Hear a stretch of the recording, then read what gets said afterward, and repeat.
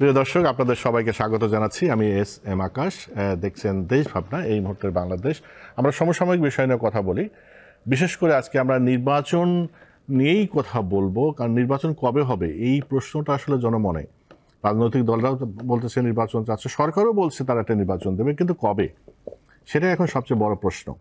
এবং রাজনীতিতে কিছু অনিশ্চয়তা, অস্থিরতা আমরা দেখতে পাচ্ছি। সেটা আসলে কতদূর কাটলো, আসুন আমরা বিশ্লেষকদের কাছ থেকে একটু জানার চেষ্টা করি। আমাদের সাথে দুজন অতিথি, আপনাদের সাথে পরিচয় করে দিই। আমাদের সাথে রয়েছেন ব্যারিস্টার আসাদুজ্জামান ফুয়াদ, সাধারণ সম্পাদক এবি পার্টি, আপনাকে স্বাগত জানাচ্ছি। আমাদের সাথে আছেন এম এ আজিজ, জ্যেষ্ঠ সাংবাদিক। সাংবাদিকদের কাছে আগে জিজ্ঞাসা করি, কারণ তাদের তো বিভিন্ন রকম ব্যাখ্যা বিশ্লেষণ। এম এ আজিজ, প্রথম কথা হচ্ছে, অনিশ্চয়তা কি কেটেছে, অস্থিরতা কেটেছে?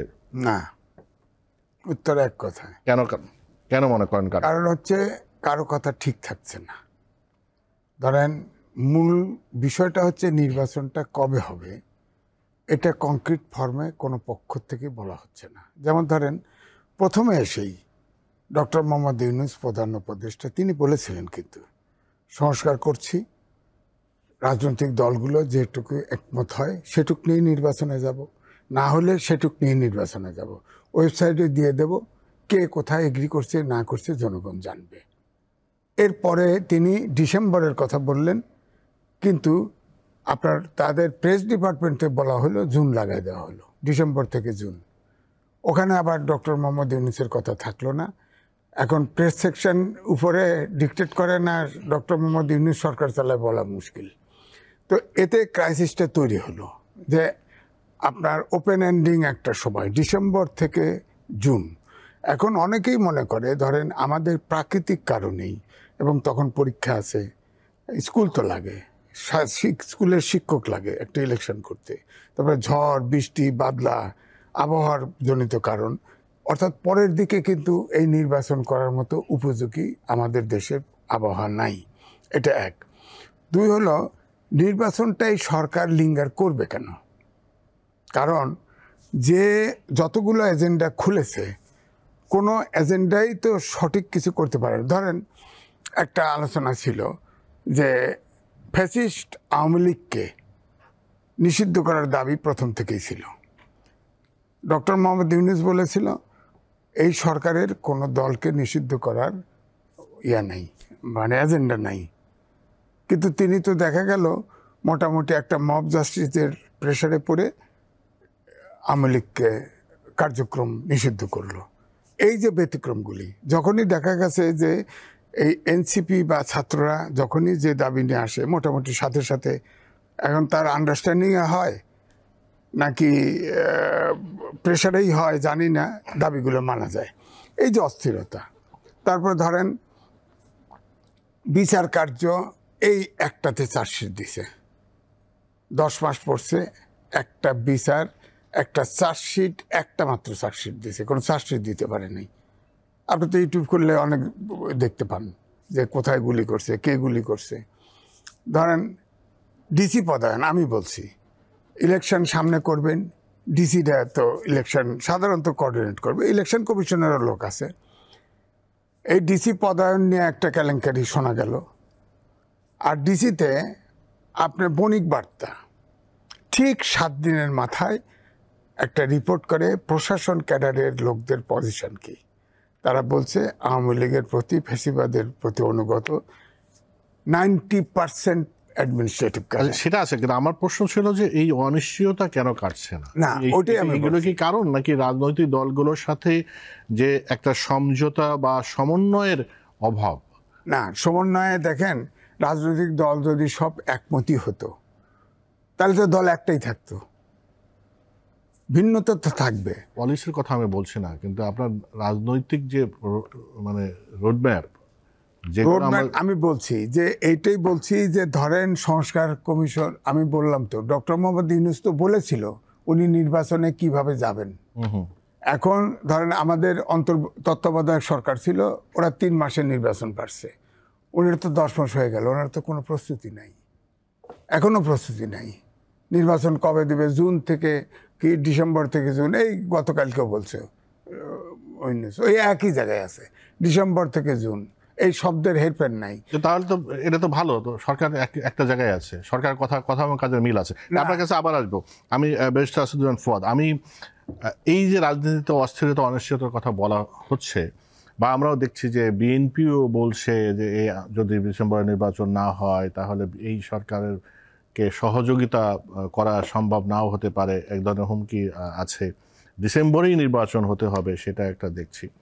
আবার অন্য অন্য দলের দিক থেকে আপনাদের দলের পজিশন অবশ্যই বলবেন, অন্য অন্য দল একটু ফ্লেক্সিবল, যে ঠিক আছে নির্বাচন দেন, যত তাড়াতাড়ি সম্ভব দেন, যে ঘোষণা বলছেন সেই ঘোষণার মধ্যেই দেন। কিন্তু এই যে কোনো একটা বড় রাজনৈতিক দলের সাথে দূরত্ব বেড়ে যাওয়া, বা এই যে জনগণের মধ্যে একটু হতাশাও তো তৈরি হয়। ধন্যবাদ। নির্বাচন নিয়ে আসলে আমার কাছে কোনো অনিশ্চয়তা আমি দেখতে পাচ্ছি না। শুরু থেকেই অন্তর্বর্তীকালীন সরকার নির্বাচনের ডেডলাইন পারসিস্টেন্টলি একই কথা বলেছে। একটা জিনিস মাথায় রাখা দরকার সবাই দেশবাসীকে, সেটা হচ্ছে যে এই সরকারটা আমাদের সংবিধানের কেয়ারটেকার গভর্নমেন্টের মতো করে একটা সরকার না, যে একটা মাত্র কাজ করতে আসছে। সে হচ্ছে গণ অভ্যুত্থানের একটা সরকার, এবং গণ অভ্যুত্থানের সকল পক্ষের অনেকগুলো দাবি দেওয়ার একটা প্যাকেজ আছে। সংস্কার, বিচার, নির্বাচন, মোটা দাগে হচ্ছে এটা বড় প্যাকেজ। তো সেই জায়গাতে আপনি শুধুমাত্র নির্বাচনটা দাবি করাটাই একমাত্র মোক্ষম দাবি হতে পারে না এখানে।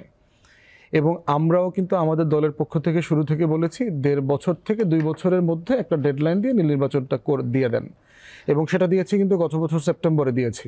এবং পরে দেখলাম মানে উনি যখন জাতিসংঘে গেলেন উনি প্রিটি মাচ একই টাইম ফ্রেমটা বলেছেন।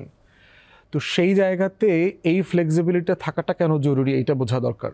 কারণ হচ্ছে যে আমি একটা রেগুলার রিয়ালিটি থেকে ক্ষমতাটা টেক ওভার করি নাই, যে একটা নির্বাচিত 5 বছর মেয়াদের সরকার ছিল, সেখান থেকে তারা রিজাইন করেছে, কেয়ারটেকার গভর্নমেন্ট ফর্ম হয়েছে, আবার 90 দিন পর আবার নির্বাচন করে আবার নতুন একটা সরকার আসবে। এই চেইনের মধ্য দিয়ে কিন্তু পরম্পরাতে এই সরকারটা আসে নাই।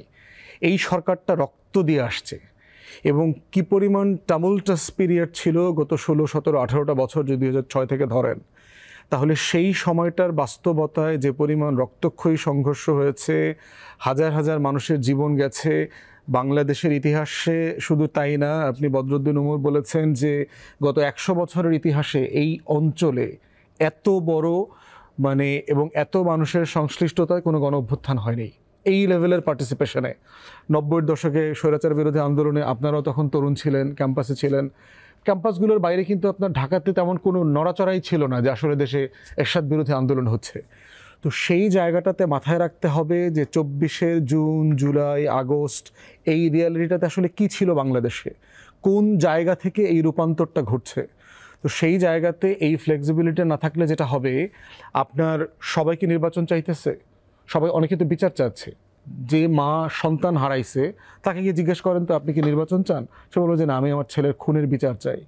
যারা আন্দোলন করছে দেয়ালে দেয়ালে কোটি কোটি তরুণদের লেখাগুলো পড়েন, ওরা কি নির্বাচনের কথা বলেছে?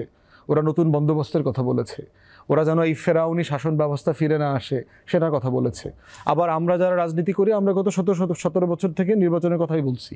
পলিটিক্যাল পার্টিসগুলো কন্টিনিউয়াস ভোট দেন, গণতন্ত্রে ফিরে আসেন, নির্বাচন দেন, এই কথাগুলো বলেছে। তাহলে এই যে পুরো ডিসকোর্সটা চাপিয়ে দেওয়া হচ্ছে, অস্থিরতাটা, যে আওয়ামী লীগকে ছাড়া ইনক্লুসিভ নির্বাচন হবে না, এত বড় একটা রাজনৈতিক দলকে নিষিদ্ধ করা ঠিক হবে কিনা, আমাদের প্রতিবেশীদের সাথে সম্পর্ক নষ্ট হয়ে যাচ্ছে কিনা, দেরিতে নির্বাচন হইলে নির্বাচিত সরকার ছাড়া প্রতিবেশী রাষ্ট্রের সাথে সম্পর্ক ভালো হবে না, এই যে দেখেন টোটাল একটা ডিসকোর্স ক্রিয়েট করা হয়েছে, যেটার মোদ্দা কথা বানানো হয়েছে নির্বাচন ইমিডিয়েটলি, কুইকলি। এই ডিসকোর্সটা হচ্ছে ইন্ডিয়ান ইনডিউসড ডিসকোর্স, দিল্লির একটা ডিসকোর্স। এবং এই দিল্লির ন্যারেটিভের সাথে আমাদের সামরিক বেসামরিক কিছু আমলারা যেমন জড়িয়ে গেছেন, আমাদের রাজনৈতিক দলের নেতারা জড়িয়ে গেছেন, এবং কিছু সুবিধাবাদী বুদ্ধিজীবীরাও এর ভেতরে জড়াইছেন। এই ডিসকোর্সের ড্যাঞ্জারটা কোথায় দেখেন, যে এই ডিসকোর্সটার ড্যাঞ্জার হচ্ছে সে ইমিডিয়েটলি কি করতে চায়, 3টা জিনিস সে অ্যাচিভ করতে চায়। সে হচ্ছে প্রতিনিয়ত ইউনূস সরকারকে আন্ডারমাইন করতে চায়।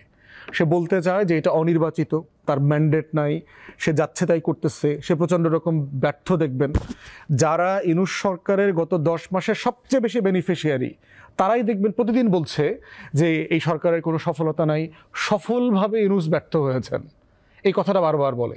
কন্টিনিউ মিছিল মিটিং করে হুমকি দিচ্ছে, শহরের ভিতরে কেওয়াস তৈরি করছে। কিন্তু তারা গত 10 মাসে কি কেউ ডিবি অফিসে গেছে, রিমান্ডের শিকার হয়েছে, মিথ্যা মামলার শিকার হয়েছে? তাদের হাজার হাজার মামলা উইথড্র হয়ে চলে আসছে না? তাহলে এই যে সফলতাগুলো সে দেখতে পাচ্ছে না, আজকে আমি ঘুমানোর সময় কি চিন্তা করি যে আমাকে ডিবি এসে ধরে নিয়ে যাবে, ডিজিএফআই এনএসআই ধরে নিয়ে যাবে, আমাকে শ্যুট করবে, এক্সট্রাজুডিশিয়াল কিলিংয়ের শিকার হব, আমাকে কি আমার পরিবারকে, আমাকে না পেলে পরিবারকে উঠায় নিয়ে যাবে, এই টেনশন তো আমাকে করতে হচ্ছে না। তাহলে একটা ট্রান্সফরমেশনের জায়গায় দেখতে হবে যে কারা কারা এই ডিসকোর্সকে হেল্প করছে বাংলাদেশের স্বার্থের বিপক্ষে।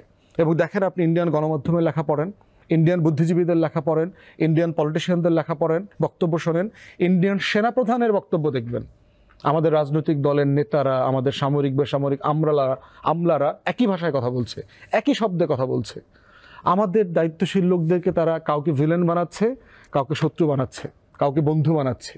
কাকে ভিলেন বানাচ্ছে? দেশের সবচেয়ে দেশপ্রেমিক লোকটা, যে রোহিঙ্গা প্রত্যাবর্ষণ নিয়ে সিরিয়াসলি কাজ করতেছে, দিনরাত কাজ করতেছে, তাকে তার দ্বৈত নাগরিকত্ব আছে কিনা, তার কাছে সশস্ত্র বাহিনী রিপোর্ট করতে হচ্ছে না, কমফোর্টেবল ফিল করছে না, এইটা সেটা বলে টলে পুরো ক্যাওস লাগাই দিছে। একটা জিনিস ঘটে নাই, এই করিডোর দিয়ে দিচ্ছে, চিটাগং পোর্ট বেচে দিচ্ছে। এবং পুরো জিনিসটা দেখবেন ইন্ডিয়ান মিডিয়ার সাথে মিলায় পড়লে দেখবেন যে পুরো ইনডিউসড মিডিয়া, যেটা আমরা আওয়ামী লীগের সময় কিন্তু দেখেছি। তারা দ্বিতীয় যেটা চায়, যে কোনো মূল্যে আওয়ামী লীগ নির্বাসিত হোক, রাজনীতিতে পুনর্বাসিত হোক, 30টা সিট হোক, 50টা সিট হোক, এই ডিলের আলোচনা চলছে। বিভিন্ন রাজনৈতিক দলকে বিভিন্ন কোয়ার্টার থেকে এটা বোঝানো হচ্ছে যে আওয়ামী লীগ ছাড়া ভালো নির্বাচন হবে না, দেশে বিদেশে গ্রহণযোগ্য হবে না। তৃতীয় যেটা বোঝানো হচ্ছে, বলার চেষ্টা করা হচ্ছে, সেটা হচ্ছে নির্বাচিত সরকার ইমিডিয়েটলি না আসলে বিনিয়োগ আসবে না, রাষ্ট্রগুলো, দেশগুলো আপনার সম্পর্ক উন্নয়ন করছে না, এঙ্গেজ হচ্ছে না। আরে প্রফেসর ইউনূস তো ঘুরা দিশা পাইতেছে না, সারা দুনিয়াতে ঘোরার আমন্ত্রণ পাইতেছে, এখন জাপানে আছে, কদিন পরে ইংল্যান্ডে যাবে, তো কোন দেশ হচ্ছে না, তার সাথে কমিউনিকেশন করছে না? দিল্লি ছাড়া কার সাথে আমাদের সম্পর্ক খারাপ? তো এই দেখতে হবে যে আমি নির্বাচন চাই, কিন্তু যেই বিয়ের দাওয়াত আপনি আমাকে দিয়ে দিচ্ছেন, সেটা নিয়ে প্রত্যেক দিন, ভাই সকালে আসবো, 8টায় আসবো, 8:15 আসবো, কি খাওয়াবেন? যমুনার মাছ দিবেন, না গরু গোস্ত খাওয়াবেন, না হাঁসের গোস্ত খাওয়াবেন? এখনই বলেন, লিখিত বলেন, মুখে বললে হবে না। মানে আপনি তো একটা গিভেন জিনিসকে যখন প্রচণ্ড প্রেশার দিবেন, এটার কনসিকুয়েন্স কিন্তু আপনাকে বিয়ার করতে হবে। 75 পরবর্তী বাস্তবতাগুলো কিন্তু আমরা দেখছি, 72 থেকে 75-এও দেখছি, 79, 80, 81-তেও দেখছি। এই রিয়েলিটিগুলো কিন্তু আমরা এক্সপিরিয়েন্স করছি।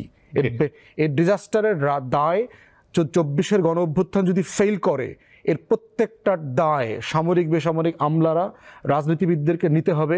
ছবি সহ তাদেরকে, এই প্রজন্মের মানুষরা তাদেরকে মির্জাফর আর লেন্দুব দর্জি বলবে। যে আপনার কাছে আবারও আসবো। আজিজ, আপনি ব্যারিস্টার ফুয়াদ যে কথাগুলো বললেন, তার প্রেক্ষাপটে আপনার যদি কোনো বক্তব্য থাকে। একই সাথে বলি, সরকার থেকে কিন্তু এর আগে যেটা বলা হয়েছে যে আওয়ামী লীগকে কার্যক্রম নিষিদ্ধ করার পরে তারা মনে করছে যে দেশে একটা যুদ্ধ পরিস্থিতির মতো একটা সিচুয়েশন করা হয়েছে, এবং এখানে ভারতীয় আধিপত্যবাদ বিস্তার, যে কথা সারমর্ম কিন্তু ব্যারিস্টার ফুয়াদের কথাও আছে। আপনি কি সেটা মনে করেন কিনা, এই যে ভারতীয় ডিসকোর্স কেউ এখানে এস্টাবলিশ করার চেষ্টা করছে? বিষয়টা হচ্ছে, ছাত্র জীবনের থেকেই বলতাম যে ভারতীয় সম্প্রসারণবাদ ধ্বংস নিপাত যাক, এটা আমাদের নতুন স্লোগান নয়। ফুয়াদ ভাই, আমি সম্মান রেখেই বলছি, বদরুদ্দোজা চৌধুরীর উদাহরণ দিয়েছেন, কি বদরুদ্দোজা নগরের, যে এরকম আন্দোলন দেখে নাই। উনি কি স্বাধীনতা সংগ্রাম দেখে নাই?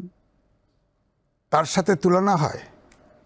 স্বাধীনতা যুদ্ধে প্রত্যেকটা পরিবার এফেক্টেড হয়েছে, প্রত্যেকটা, এই দেশের 7.5 কোটি জনগণ ছিল, তার ভিতরে একমাত্র জামাতে ইসলামের লোক ছাড়া সব ওই যুদ্ধে ইনভলভ ছিল। যুদ্ধ নয় ভাই, গণ আন্দোলনের কথা বলেছে।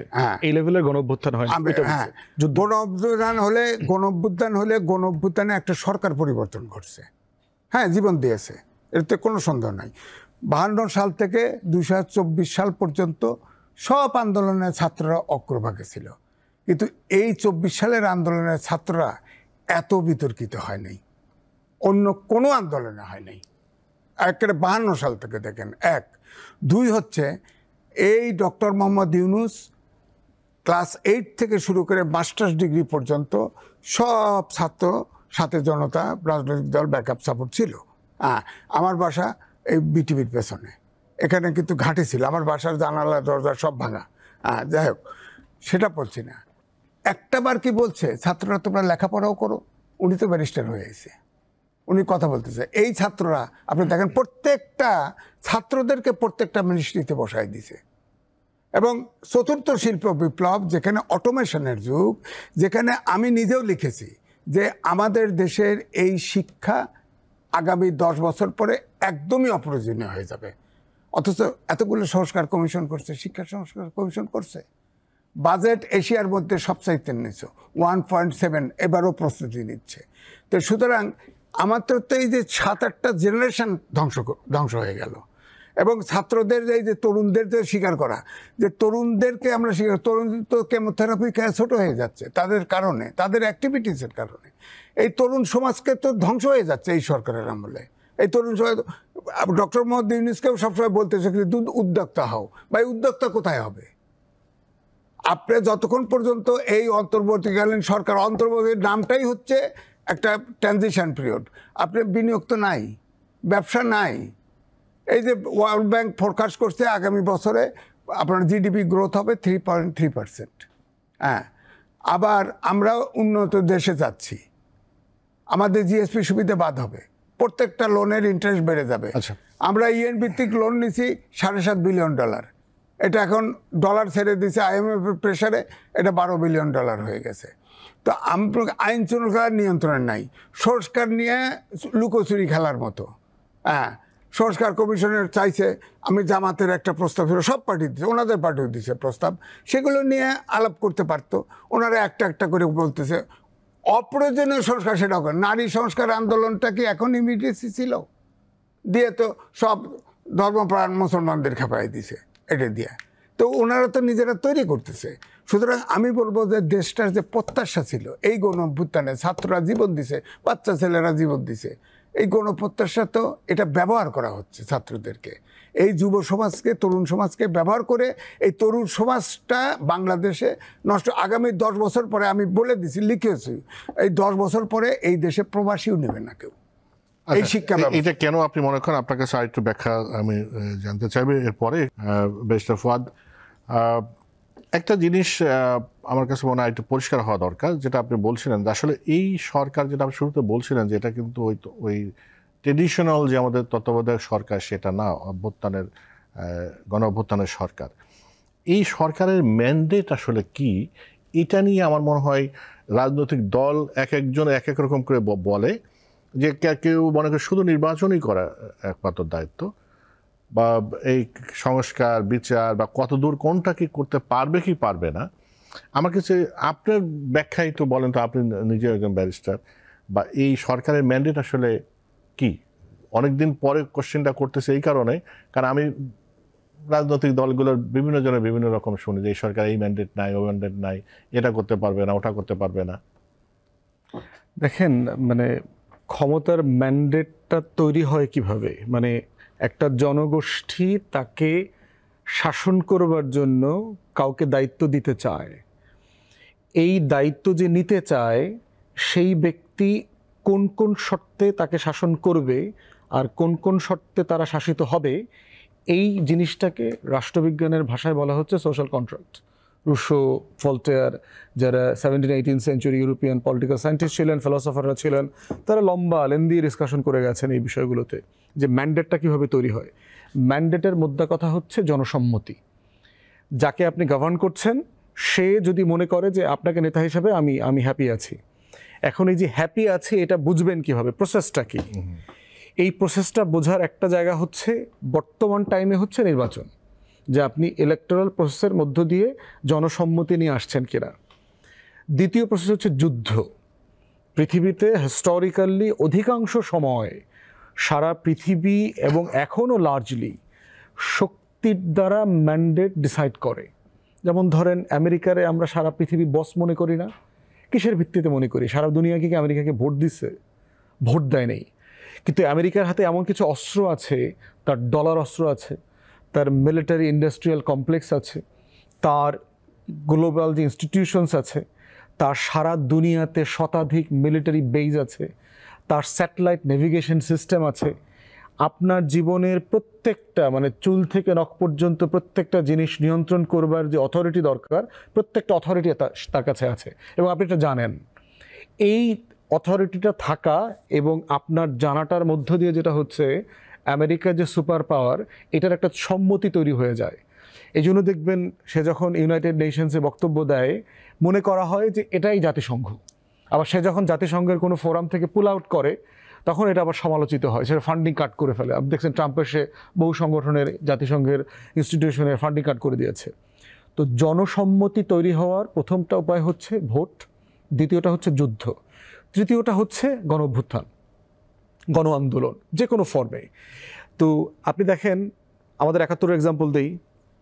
৭১-এ ডিসেম্বর থেকে মার্চের ভিতরে ইন্ডিয়ানরা চলে গেছে। ২২শে ডিসেম্বর ধরেন অফিসিয়ালি চিঠি দিয়ে তাজউদ্দিন আহমেদকে দায়িত্ব বুঝায় দেওয়া হয়েছে। শেখ মুজিব ১০ তারিখে আসছে জানুয়ারির। এই যে শেখ মুজিবের নেতৃত্বে একটা সরকার গঠিত হইল, এর ম্যান্ডেট কি? শেখ মুজিবরা যারা নির্বাচিত হয়েছে তারা তো পাকিস্তান রাষ্ট্রের এমপি হওয়ার জন্য ম্যানিফেস্টো দিছিল তখন ৭০ সালের নভেম্বরে যে নির্বাচন হইল। তারা তো নতুন বাংলাদেশ নামক তো কোনো রাষ্ট্র ছিল না। তাহলে তারা কিসের ম্যান্ডেটে দেশ শাসন করলো? এই যে সময়টা নিয়ে আসলো, এই সময়টার ম্যান্ডেট তারা কীভাবে নিছে? রেটিফাই করছে? কখনো করে নাই। তারপরে দেখেন এরশাদ করলো, করে ৮১-তে যে ২-৩ বছর শাসন করলো, ৮৩ না ৮৪-তে দল করছে, তার আগ পর্যন্ত কিসের ভিত্তিতে করলো? ক্ষমতার ভিত্তিতে করছে, অথরিটি। এখন আপনি তখন জনগণ সম্মতি দিল, এটা বুঝবেন কিভাবে? সেই সময়টাতে এরশাদ সরকারকে জনগণ ট্যাক্স দিছে কিনা? এরশাদ সরকার যখন প্রজ্ঞাপন করেছে, ডিসিএসপি বদলি হয়েছে কিনা? এরশাদ সরকার যখন ভূমি ব্যবস্থাপনাতে কর আরোপ করছে, সে কর জনগণ এলাকায় এলাকায় পরিশোধ করছে কিনা? এরশাদ সরকার যখন নির্বাচন দিয়েছে, তখন সে নির্বাচনে গ্রামের মানুষরা ভোট দিতে গেছে কিনা? এই ধরনের আলামতের মধ্য দিয়ে আপনি বুঝবেন যে এখানে ম্যান্ডেট আছে কিনা। এখন ইউনূস সরকারের ম্যান্ডেট কি? ইউনূস সরকারের ম্যান্ডেট হচ্ছে গণ অভ্যুত্থান। সারা বাংলাদেশের মানুষ, সকল রাজনৈতিক দল, অংশীজন সবাই মিলে এই লোকটাকে প্যারিস থেকে, হাসপাতাল থেকে ডেকে নিয়ে আসছে। তার হাসপাতালে আরো কয়েকদিন থাকার কথা ছিল, তার একটা ছোট্ট সার্জারি হয়েছে, আপনার মনে আছে কিনা? এই সার্জারির সময় তাকে কার্টেল করে সে বাংলাদেশে চলে আসছে। এবং বাংলাদেশের তখনকার যারা ফোর্স, অথরিটি, তখনকার সবচেয়ে ইন্ট্যাক্ট ফোর্স কারা? Arm forces.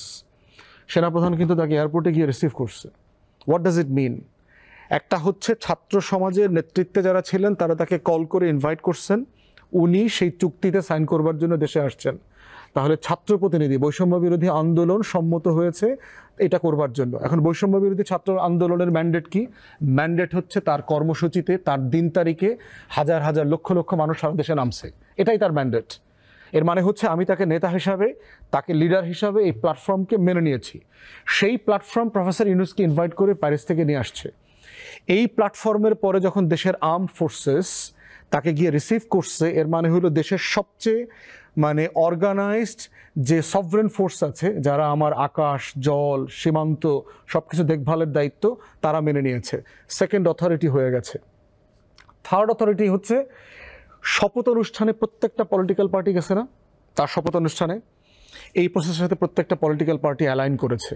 অতএব ফ্যাসিবাদ বিরোধী আন্দোলনে যত রাজনৈতিক দল ছিল, সব রাজনৈতিক দল, এই দলগুলোই তো জনগণকে রিপ্রেজেন্ট করে, ভোটে রিপ্রেজেন্ট করে। অতএব সেই রাজনৈতিক দলগুলো তাকে সম্মত হয়েছে, তার ম্যান্ডেট দিয়েছে তাকে শাসন করবার, গভর্ন করবার জন্য। এবং এই ম্যান্ডেটটা কিন্তু সে কয়দিন পর পর রিনিউ করছে। দেখবেন 15ই আগস্ট ছুটি বাতিল করা হবে কি হবে না, উনি পলিটিক্যাল পার্টির সাথে, অংশীজনের সাথে কথা বলে ম্যান্ডেট নিয়েছেন না? ম্যান্ডেট নিয়েছেন। পূজার ছুটি 1-2 দিন বাড়াবো কি না, উনি ম্যান্ডেট নিয়েছেন না? সবার কাছ থেকে পরামর্শ করে ম্যান্ডেট নিয়েছেন। উনি এই ইন্ডিয়াতে যখন বাংলাদেশের কনসুলেটরে আমাদের হামলা হইল, আগরতলায়, কলকাতায়, তারপরে দিল্লিতে, উনি সবাইকে ডেকেছেন না? ম্যান্ডেট নিয়েছেন না? আমাদের কি করণীয় আছে এই ব্যাপারে। তারপরে হচ্ছে রিসেন্টলি ঐক্যমত কমিশন আছে, বিভিন্ন কমিশন কন্টিনিউ বিভিন্ন দলের সাথে বসছে, ম্যান্ডেট নিচ্ছে। এই সরকারের চিঠিতে ডিসিএসপি বদল হয় কিনা, সচিবদের চাকরি বদল হয় কিনা, রিটায়ারমেন্টে যায় কিনা, এবং সচিবরা আবার চুক্তিভিত্তিক নিয়োগ পায় কিনা, এই সরকারের অধীনে মানুষ ট্যাক্স দিচ্ছে কিনা, ট্যাক্স দেওয়া বন্ধ করে দিয়েছে কিনা, ট্যাক্স দেওয়া তোকে বন্ধ করে নেই। তাহলে এই আলামতগুলোর মধ্য দিয়ে আপনি বুঝতে পারছেন যে বাংলাদেশে এই সরকারের ম্যান্ডেটটা হচ্ছে হিস্টোরিক। আমাদের মুক্তিযুদ্ধ ছাড়া এই ম্যান্ডেট গত 53 বছরে কোনো সরকারের ছিল না। অতএব সেই জায়গাতে ইউনূস সরকারের ম্যান্ডেট নিয়ে কথা বলাটা হচ্ছে ওই দিল্লির প্রশ্ন।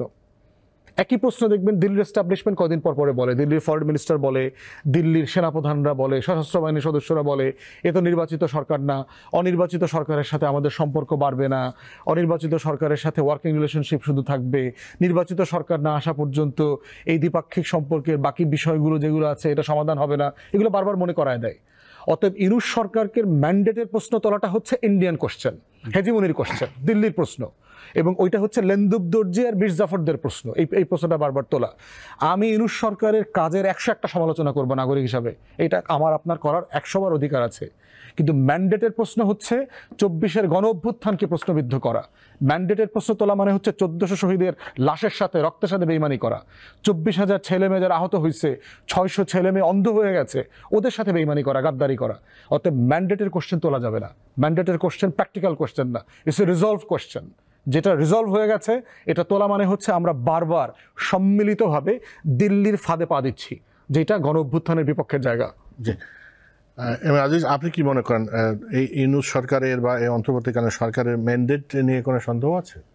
দেখেন, ফুয়াদ ভাই কিন্তু অনেক জানাশোনা ব্যক্তি, কিন্তু ওনার যে কথা, আওয়ামী লীগ ফ্যাসিস্ট সরকার কিছু হলেই বলতো জঙ্গি, জামাত, স্বাধীনতা বিরোধী। এখানে কিন্তু বারবার কিন্তু দিল্লি আসছে। আমিও তো ওই বঙ্গভবনে ছিলাম, ওখানে তো ওই ফ্যাসিস্ট সরকারের প্রেসিডেন্টকে দিয়ে ওত নিয়েছে সংবিধান সমুন্নত রাখার জন্য। সেই সংবিধান যখন একজন বিদেশি নাগরিকদের সংস্কার করা হচ্ছে, তার ওত ভঙ্গ হয়েছে না? তাহলে তার সংস্কার, আমার কথা হচ্ছে ওত নিল সংবিধান সমুন্নত রাখার জন্য, সেই সংবিধান সংস্কার যদি করার তার ম্যান্ডেট থাকে না তো। আমি তো সিম্পল মানে, উনি আইনজীবী, উনি বলতে পারেন। আমি মনে করি আমার সামনে ওত নিছে সংবিধান সমুন্নত রাখার জন্য, সেই সংবিধান সংস্কার করাচ্ছে, তাও একজন বিদেশি নাগরিক দিয়ে। সুতরাং আমি মনে করি যে তার ওত ভঙ্গ হয়েছে, এবং ওত ভঙ্গ হলে নৈতিকভাবে তিনি থাকেন না, এটা হলো 1 নম্বর প্রশ্ন। 2 নম্বর হচ্ছে গণ অভ্যুত্থানে তখন সবই ছিল, কিন্তু এটার কোঅর্ডিনেট আমি ডিটেল করতে, কোঅর্ডিনেটটা কিন্তু মূলত আর্মি চিফ ডাকছে। ফুয়াদ ভাই গেছিল কিনা জানি না, গেছিলেন জান নাই, সব রাজনৈতিক দল গেছে, যার মনে করছে ডাকছে গেছে, ওনারাই সেই আর্মি চিফই ডেকে নিয়ে বঙ্গভবনে আসছে, ওত নিয়েছে, সবাইকে দাওয়াত দিছে। তো ওখানে তো আর্মি ছিল প্রধান ভূমিকায়, আমি তো মনে করব। শেষের দিনটায় দেখেন, ফ্যাসিস্ট সরকার প্রধানের যদি অর্ডার শুনতো, তাহলে তো আরও শত হাজার লোক হতো। হ্যাঁ, এবং শেখ হাসিনাও হয়তো ফেরত যেতে পারতো না। হতে পারে এখানে দিল্লির ভূমিকা থাকতে পারে, জীবন বাঁচানোর জন্য তাকে নিয়ে গেছে পার করে, হতে পারে। আর্মির রাওয়া ক্লাবে ডিসিশন হয়েছে যে না, জনগণের উইলের বিরুদ্ধে যাওয়া যাবে না। সব মিলে অন্তত পক্ষে আর রক্তপাত হয় নাই। এই যে আপনি দেখেন যে হোম মিনিস্টার, তখনকার হোম মিনিস্টার আইজিপির সামনে এক এডিসি দেখাচ্ছে, ভিডিও দেখাচ্ছে টেলিভিশনে, স্যার একটা মরলেও তো আরেকটা আবার আসে, কেউ তো ফেরে না।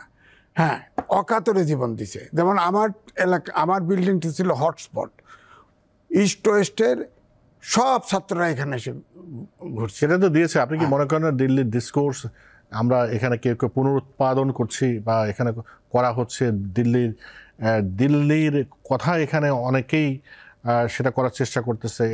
মনে হয় না বাংলাদেশ হলো এইটি হচ্ছে মুক্তিযুদ্ধ করে রক্ত দিয়ে দেশ স্বাধীন করছে, কিন্তু চরের অভাব নেই। আপনি তো দিল্লি দেখতেছেন, পাশের বাড়ি, আমেরিকায় অনেক দূর না, তার চর আছে না? কোন দেশের চর নাই বাংলাদেশে? এই দেশে আমি বনশ্রীতে থাকি, ধাক্কা লাগতো ইন্ডিয়ানদের সাথে, এখন নাই। তারা করে খাইতো, পাসপোর্ট নাই, ভিসা নাই, কিছু নাই, করে খেত। তো সুতরাং এখন এই যে করে খেত, ধাক্কা লাগতো, তারা নাই, তাদের এটা আফসোস হয় না যে আবারও যাতে করে খেতে পারে?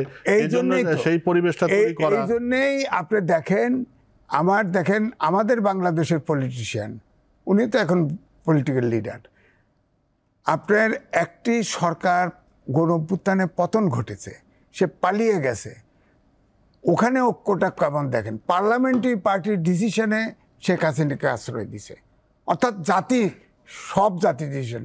আর আমরা এই দেশটাকে ঠিক করার জন্য একমত হতে পারছি। যত দিন যাচ্ছে তত আমাদের ফারাক, রয়টার্স রিপোর্ট করছে না যে আমাদের দেশের সব কিছু বিশৃঙ্খল অবস্থা?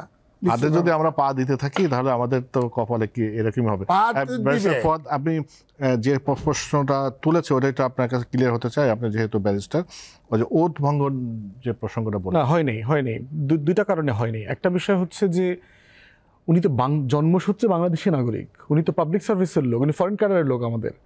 উনি বাংলাদেশের হয়ে জাতিসংঘ থেকে শুরু করে দুনিয়ার বড় বড় কাজ করেছেন। আলীর কথা বলছেন নাকি? বলছি একজনের কথা বলতেছে, সবার কথা বলছে, সবার কাছে এই ক্যাবিনেটটা পুরোটা প্রথম লটে। মানে এরা কি বিদেশি সবাই বলতেছেন এটা? না না না না, আমার কথা হচ্ছে প্রেসিডেন্টের কাছে ওথ নিছে সংবিধান সমুন্নত রাখার জন্য। সংবিধান যা আছে এটা ঠিক রাখবে। আচ্ছা, এখন এইটা বলছি, সেটা ব্যাখ্যা শুনি। এখন প্রশ্ন হচ্ছে যে ধরেন যারা দ্বৈত নাগরিকের ব্যাপারে 13-14 জনের নাম বলা হচ্ছে, একজনের ব্যাপারে পার্টিকুলারলি কখন বলা হচ্ছে, মানবিক করিডোরের ব্যাপারে যখন আলোচনা হয়েছে তখন জাতীয় নিরাপত্তা উপদেষ্টা ডক্টর খলিলুর রহমানের নাম আসছে। প্রথম কথা হচ্ছে উনি আমেরিকান সিটিজেন না, গ্রিন কার্ড হোল্ডার। আমি পার্সোনালি ওনাকে বহু বছর থেকে চিনি। ফ্যাসিবাদ বিরোধী আন্দোলন থেকে শুরু করে বাংলাদেশের ভাবমূর্তি রক্ষা করা, লবি করা, গণতন্ত্রের জন্য, ভোটের জন্য, দেশের জন্য উনি মানে নিবেদিত প্রাণ কাজ করে গেছেন। এখন প্রশ্ন হচ্ছে আলী রিয়াজ এই ফ্যাসিবাদ বিরোধী আন্দোলনে কন্টিনিউ ভয়েস রেজ করছেন না, কথা বলছেন না, সভা, সেমিনার, বক্তব্য দেওয়া, লেখাজোখা করা, বাংলাদেশ বিদেশে থেকেও করেছেন। বদিউল আলম মজুমদার ধরেন আরেকজনের কথা বলা হয়, উনি আমেরিকান নাগরিক। 30টা বছর ধরে নির্বাচনের সংস্কার নিয়ে এই লোকটা হেন কি আছে যেটা করে নাই বলেন? বাংলাদেশ যেন একটা ভালো নির্বাচনী কাঠামো তৈরি পায়। এখন তাকে আপনি কাজ বিবেচনা না করে তাকে আন্ডারমাইন করছেন কি দিয়ে? তার একটা অন্য পাসপোর্ট আছে। এখন প্রশ্ন হচ্ছে বাংলাদেশে গত 16-17 বছরে যারা প্রতি বছর $20 বিলিয়ন করে চুরি করছে, ওরা কি সবুজ পাসপোর্ট দিয়ে করে নাই? ওরা কি সব লাল পাসপোর্ট দিয়ে করছে? শেখ মুজিব যে 4র্থ সংশোধনী করলো, বাকশাল করলো, শেখ মুজিবের কোন রঙের পাসপোর্ট ছিল? জাসদের 30,000 নেতাকর্মীকে যারা হত্যা করছে, সিরাজ শিকদার সহ, ওরা কোন পাসপোর্ট দিয়ে হত্যা করছে? বাংলাদেশে যারা 800 আয়নাঘর বানাইছে গত 16 বছরে, গুম খুন, 6,500 মানুষকে আপনার ক্রস ফায়ারে মেরে ফেলছে, ওরা কোন পাসপোর্টধারী ছিল? প্রশ্ন হচ্ছে যে আপনি একটা মানুষকে দেখবেন তার কাজের উপরে ভিত্তি করে, যে এই লোকটা দেশের জন্য কাজের কিনা, সৎ কিনা, দেশপ্রেমিক কিনা। আপনার তো সারা দুনিয়া দেখেন, চায়না, মালয়েশিয়া, সিঙ্গাপুর কি করেছে? ইনভাইট করছে সারা দুনিয়াতে যে তারা তোমরা যে দেশে আছো এক্সপার্ট, ইউনিভার্সিটির টিচার, বিজ্ঞানী, ডাক্তার, তোমরা দেশে ফিরে আসো, দেশের উন্নয়নে কাজে লাগাও। একটা মানুষ বাংলাদেশ থেকে চলে গেছে, এটা তো বাংলাদেশের লজ্জার ব্যাপার। আমাদের অন্য দেশের মানুষরা তো অন্য দেশে যায় না। আমেরিকার লোকরা কি কাজ করার জন্য মালয়েশিয়া আসে? তো বাংলাদেশের লোকদের যাইতে হয় কেন? এটাই তো রাষ্ট্র আকারে আমার লজ্জার ব্যাপার। সেই মানুষটা বৈধ অবৈধভাবে আরেক দেশে গিয়ে ক্যারিয়ার তৈরি করছে, সেটেল হয়েছে, সুবিধার মতো তারা সে নাগরিক হয়েছে, সমস্যাটা কোথায়? সে যখন টাকা পাঠায়, রেমিটেন্স পাঠায়, তখন আপনি বলে দেন কিনা, এনবিআর, বাংলাদেশ ব্যাংক বলে কিনা যে তুমি তো দ্বৈত নাগরিক, তোমার টাকা আমি নিব না। সে যখন বাংলাদেশে এফডিআই নিয়ে আসে, ইনভেস্ট করতে চায়, তখন আপনি বলেন কিনা যে তুমি তো দ্বৈত নাগরিক, তোমার ইনভেস্টমেন্ট নেব না। সে যখন বাংলাদেশে প্লট ফ্ল্যাট কেনে, আত্মীয় স্বজনকে লেখাপড়ার জন্য টাকা পাঠায়, চ্যারিটি পাঠায়, মসজিদ, মাদ্রাসা, মন্দির করে, তখন আপনি বলেন কিনা যে তুমি দ্বৈত নাগরিক, তুমি বাংলাদেশের ডেভেলপমেন্টের জন্য কাজ করতে পারবে না? সেটা তো বলে না। তাহলে তার আপনি সকল ফ্যাসিলিটি নেবেন। সে যখন আপনার হয়ে দুনিয়াতে গণতন্ত্রের জন্য র্যালি করবে, লিখবে, বলবে, লবি করবে, তখন আপনি অ্যাপ্রিসিয়েট করবেন। রাষ্ট্রের একটা পদে থেকে রাষ্ট্রকে সার্ভ করতেছে, এটাকে আপনি অ্যাপ্রিসিয়েট করছেন না। মানে এই ডিসকোর্সটা দেখুন শুরুই করেছে কিন্তু পার্টিকুলারলি ইন্ডিয়ান মিডিয়াতে আসছে। খলিলুর রহমানকে দিয়ে, আলী রিয়াজকে দিয়ে, বদিউল আলম মজুমদারকে দিয়ে সুন্দর সুন্দর হেডলাইন করছে ইন্ডিয়ান মিডিয়াগুলোতে, যে দ্বৈত নাগরিক খায়া ফেলতেছে, এই সেই। কিভাবে করতেছে দেখেন। আমেরিকান নাগরিক জাতীয় নিরাপত্তা উপদেষ্টা হইতেছে, সে মানবিক করিডোর দিছে এখানে যুদ্ধ করার জন্য। আর সেনাপ্রধানের প্রশংসা করা হচ্ছে এই রকম বিরল সেনাপ্রধান যিনি ক্ষমতা নিতে চান না, শুধু নির্বাচন চান। ইন্ডিয়ান মিডিয়া গত 16-17 বছর কোথায় ছিল? আমার দেশ ব্লিডিং হয়েছে এখানে গণতন্ত্রের জন্য, কই তখন তো শুনি নাই শেখ হাসিনাকে নিয়ে তারা এত বেশি চিন্তিত, দেশের গণতন্ত্র নিয়ে এত চিন্তিত। বাংলাদেশে এই যে দিল্লির দালালি করছে আমাদের আর্ম ফোর্সেসের জেনারেলরা, বেচা দিয়ে আসছে দেশটাকে, কই তখন তো শুনি নাই যে মইনু আহমদকে 17টা ঘোড়া দিয়া যে বেচা দিল মির্জাফরের মতো, লেন্দুব দর্জির মতো, তখন শুনি নাই তো এই ব্লিডিংয়ের কথা। ইন প্রিন্সিপল বাংলাদেশের আইন দ্বৈত নাগরিকত্ব অ্যালাউ করে। আমাদের যে সিটিজেনশিপ অ্যাক্ট আছে সেখানে বলে দেওয়া আছে, শতাধিক দেশের তালিকা দেওয়া আছে, যারা যারা এই দেশগুলোতে থাকবেন, নাগরিক হবেন, তারা এটা করবার মধ্য দিয়ে বাংলাদেশের নাগরিকত্ব বাতিল হবে না। পৃথিবীর অন্যান্য অনেক দেশে আছে যে আপনি দ্বৈত অন্য দেশের নাগরিক হওয়ার সাথে সাথে আপনার নাগরিকত্ব রিভোক্ট হয়ে যাবে, অটো রিভোক্ট হয়ে যাবে, কিন্তু আমার আইনে বলে দেওয়া আছে এটা হবে না। তাহলে আপনার আইন তো দ্বৈত নাগরিকত্ব অ্যালাউ করে আপনাকে, তাহলে যেটা আপনার দেশের আইন অ্যালাউ করে সেটা আপনার করতে সমস্যাটা কোথায়? সেটা করবার কারণে সে আবার অপরাধী হইল কেন? এরপরে হচ্ছে আবার দেখেন আমাদের সংবিধানে একটা বলে দেওয়া আছে দ্বৈত নাগরিক হলে এমপি হতে পারবে না। কেন পারবে না? কেন পারবে না? লুকায় চুকায়া হইতেছে না? আপনি এটা ঠেকাইতে পারবেন? এই যে হাসিনা আমলের কত জেনারেল তারেক আহমেদ সিদ্দিকী অন্য দেশের নাগরিক না? তখন তো এই আলোচনা আসে নাই। তাহলে খলিলুর রহমান ধরেন আমেরিকান সিটিজেন, সমস্যা কি? এই আলোচনাটা খলিলকে নিয়ে কেন হইতেছে, তারেক আহমদ সিদ্দিকীকে নিয়ে কেন হয়নি? আপনি যখন নীতি আলোচনা করবেন, বশির রহমানকে নিয়ে আলোচনা করতে হবে, গওহর রিজভির সিটিজেনশিপ নিয়ে আলোচনা করতে হবে, হাসিনার পুরা পরিবার যে এই যে ব্রিটিশ আমেরিকান সিটিজেন, এদেরকে নিয়েও তো তখন আলোচনা হয়নি। এদেরকে তো আলোচনা হয় না এদের দ্বৈত নাগরিকত্ব নিয়ে। বাংলাদেশে শেখ মুজিবের চাকর বাকর পর্যন্ত প্রোটেকশনের আইন করা হয়েছে শেখ মুজিবের, আপনি হাসিনার সময় আপনার মনে থাকার কথা যে তাদেরকে এসএসএফ প্রোটেকশন দেওয়া হবে নাতি নাতনি পর্যন্ত। তাহলে তখন কি আমাদের সাংবাদিকরা, আমাদের যারা বুদ্ধিজীবীরা ছিল তখন ছিল কিনা যে দ্বৈত নাগরিকরা এই সুবিধাগুলো পাইতে পারবে না? তখন তো আলোচনা হয়নি। জয় পুতুলরা যখন দেশে আসতো আমরা দেখছি তো গাড়ি, প্রাইম মিনিস্টারের মতো আপনার ভিআইপি প্রোটোকল দিয়েছে রাষ্ট্র, ট্যাক্সপেয়ারদের টাকায় দিয়েছে না? আমরা ওটা পছন্দ করি না, আমরা ওটা চাই না। কিন্তু আমার প্রশ্ন হচ্ছে, একটা কাগজের রং কি লাল, নীল, সবুজ, সেটা দিয়ে একজন মানুষের দেশপ্রেমকে আপনি জাজ করতে পারবেন না। অতএব যে মানুষ আমার যে দেশে আছে ওই মানুষগুলোকে আমি দেশের কাজে লাগাইতে চাই। এই লাগানোর ক্ষেত্রে যেখানে ব্যারিয়ার আছে এই ব্যারিয়ারগুলো তুলে ফেলতে হবে। দ্বৈত নাগরিকত্বের যে প্রভিশন আছে, এমপি হইতে পারবে না, তুলে ফেলেন, কি সমস্যা? সর্বোচ্চ আপনি একটা দুইটা পদের জন্য রাখতে পারেন, প্রেসিডেন্ট, প্রাইম মিনিস্টার, বাকি সব কাজে রাখেন। আর প্লাস হচ্ছে আপনি যে জিনিসটা সার্ভেলেন্স করতে পারবেন না, আপনি সেটা ম্যানেজ করবেন কিভাবে? বরং আপনি যদি জানেন যে আপনার 30 জন এমপি ব্রিটিশ আমেরিকান সিটিজেন, আপনি তো সার্ভেলেন্স করতেও সুবিধা হবে।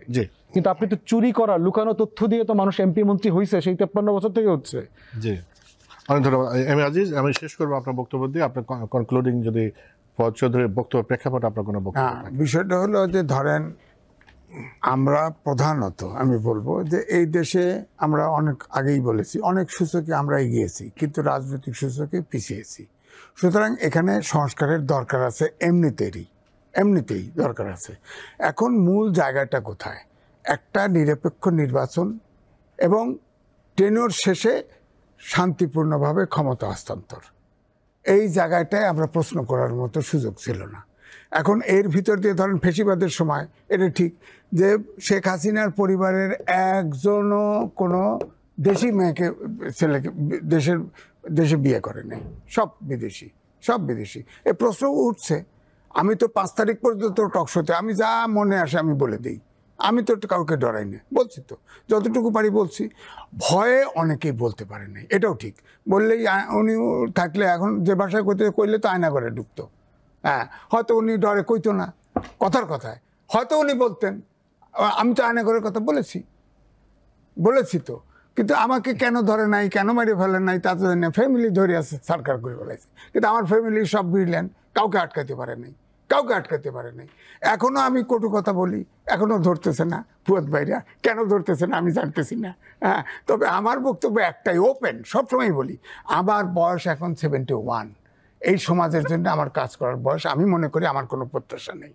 মেরে ফেললে আমাকে অত্যাচার না করলেই হলো, মেরে ফেললেও আমার কোনো সমস্যা নেই, জেলখানায় রাখলেও সমস্যা নেই। হ্যাঁ, সুতরাং সত্য কথা কাউকে বলতে হবে। আমি পরিষ্কার বক্তব্য, আমি মুক্তিযুদ্ধ করেছি, যে আমি 7 দিন বিদেশে থাকলে আমি দেশের কথা অনেক কিছু আমার নট ছুটে যায়। আর যারা বিদেশে গেছে তারা এই দেশে তাদের জীবন গড়ার জন্য যথাযথ মনে করে নাই। হ্যাঁ, তারা ইন্টেলেকচুয়াল সাপোর্ট দিতে পারে, আমার সরকার পরিচালনার দায়িত্ব নেবে, আমার সংবিধান তৈরি করে দিবে, আমার এই করে দিবে, এটা আমি অ্যাকসেপ্ট করি না। জি, অনেক ধন্যবাদ barrister Asaduzzaman Fuad, M A Aziz, আপনাদেরকে ধন্যবাদ। প্রিয় দর্শক, আপনাদেরকে অনেক ধন্যবাদ আমাদের সঙ্গে থাকার জন্য। দেখলেন দেশ ভাবনা, এই মুহূর্তের বাংলাদেশ।